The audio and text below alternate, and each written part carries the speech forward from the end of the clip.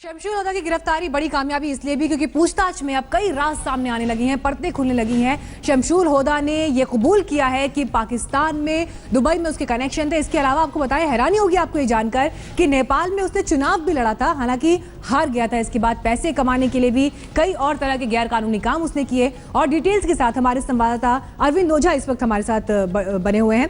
अरविंद, क्या क्या जानकारियां और इस पूछताछ में निकलकर सामने आई है शमशूल होदा को लेकर? जी देखिए, शमशूल होदा ने नेपाल से, पुलिस से और जो इंडियन एजेंसी है उससे पूछताछ में कबूल किया है कि पाकिस्तान में बैठे कुछ आका थे, वो लगातार इंस्ट्रक्शन दे रहे थे कि भारत में आतंकवाद फैलाना है, खासकर जो ट्रेन है, जो रेलवे स्टेशन है, उसको निशाना बनाना था। पूछताछ में शमशूल होदा ने खुलासा किया है कि जो इंडिया में ट्रेन को उड़ाने की और रेलवे स्टेशन को उड़ाने की जो साजिश थी, वो 4 देशों में बैठकर रची गई, मलेशिया, दुबई, इंडिया और पाकिस्तान में।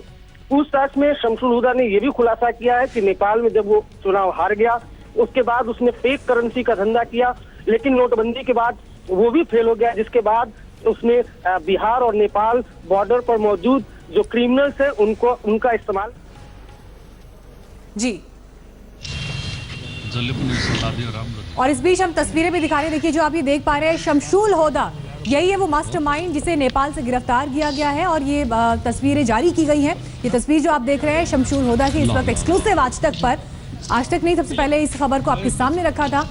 भारतीय रेलवे को नुकसान पहुंचाने के मकसद से ये शख्स काम कर रहा था भारत के खिलाफ, जिसमें पाकिस्तान के साथ भी इसके कनेक्शन की बात सामने आई है। पूछताछ जारी है और जो खबरें मिल रही है उसके मुताबिक नकली नोटों का भी ये धंधा करता था। लेकिन आतंक की जो साजिश ये लगातार रच रहा था रेलवे स्टेशन को उड़ाने की, जिसमें ज्यादा से ज्यादा नुकसान हिंदुस्तान को हो, उस साजिश में ये कामयाब नहीं हुआ क्योंकि उससे पहले ही हमारी एजेंसीज के हाथ इस तक पहुंच गए। तस्वीरें आपके सामने, दुबई से इसे डिपोर्ट किया गया।